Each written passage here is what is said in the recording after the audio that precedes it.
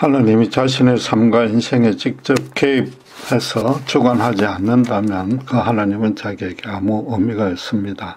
어폐가 있는 말이지만 하나님 쪽에서 당신께서 어떤 분이고 어떻게 이 땅을 다스리는지 구체적으로 계시해 줄 의무가 있는 것입니다. 이것이 결코 불경하거나 무례한 얘기가 아닙니다.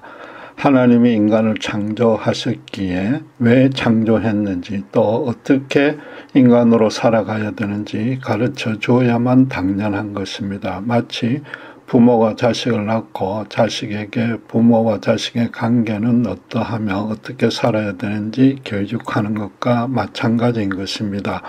이를 두고 신학적 용어로 특별 계시라고 말합니다.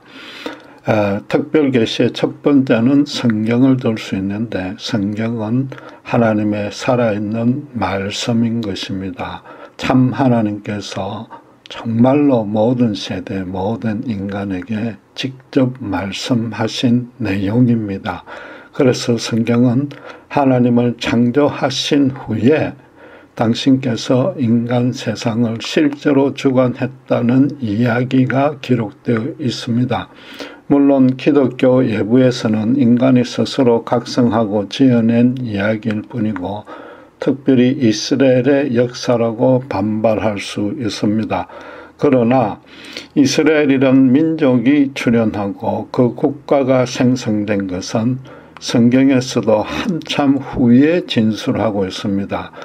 그 민족은 성경의 두 번째 책인 출애굽기에서 모세가 애굽에서 노예로 있던 이스라엘을 탈출시킨 후에 생성되었습니다. 이스라엘이란 국가가 출현한 것은 성경의 10번째 책인 사무엘 하에 다윗 왕 때 비로소 실현되었습니다. 그 전에 성경은 결국 모든 인간에 대한 이야기인 것입니다. 그러니까 아담 믿고 아벨이요 가인이요 노아 홍수요 소돔과 고모라요 바벨탑이요 또 아브라함을 갈대아 우르에서 불러내었었고 그 손자인 야곱에게 가서 비로소 12 아들이 유대인들의 선조가 되는 것입니다. 또 그로부터 400년 후에 모세가 이스라엘 민족을 국가로 만들기 시작한 겁니다. 그리고 다윗 왕 때 이후로부터 이스라엘을 중심으로 진술하고 있는 것입니다. 어쨌든 이스라엘은 인간을 대표해서 선정되었기 때문에 이스라엘이 개인과 공동체의 삶에 하나님이 개입했다는 것은 결국 전체 인간에 대해서 또 이 땅에 대해서 어떻게 다스리는지 당신의 뜻을 드러낸 책인 것입니다. 이것을 두고 단순히 기독교의 주장이다. 또 그렇게 해석하는 것뿐이라고 반박할 수 없습니다. 몇 가지 변정이 가능한데 첫째는 그 내용을 이스라엘이 스스로 자기가 계획하고 수행한 일들이 아니라는 겁니다. 둘째는 이스라엘 자기들의 지혜와 능력으로는 그만으로 스스로는 도무지 행할 수 없는 엄청난 기적이나 사건들이 일어났고 그것이 기록되어 있으며 세 번째는 그 모든 사건들이 어떤 일관된 방향성을 가지고 통일된 의미가 있습니다. 마지막에는 거룩한 열매로 맺어지는데 결국 그 모든 것들이 하나님께서 계시하셨고 인도하셨다는 것이요. 이스라엘은 그분의 은혜에 감사한다는 것으로 끝나는 것, 진술되어 있기 때문입니다.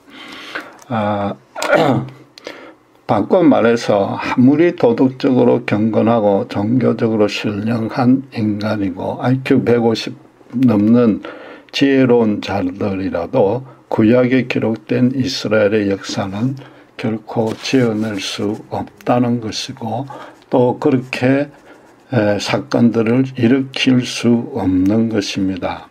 그렇기 때문에 구약 성경에서 가장 많이 또 자주 강조하는 주제는 내가 너희를 애굽에서 구원해내었고 홍해의 마른 땅을 건너게 한 여호와 하나님이라고 선언하는 것입니다.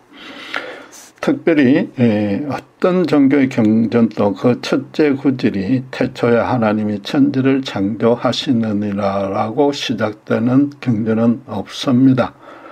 그게 인간이 각성한 종교가 아니요 하나님께서 계시하신 종교라는 뜻입니다.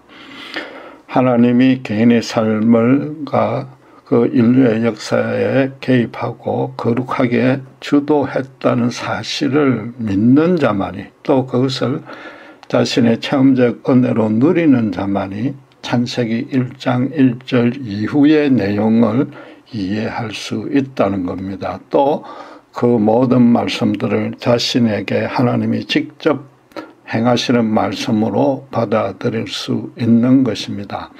정말로 하나님 창조주를 알고 싶은 소망이 있는 자들, 또 이미 믿고 있는 자들에게만 책이 열리는 것이 성경입니다.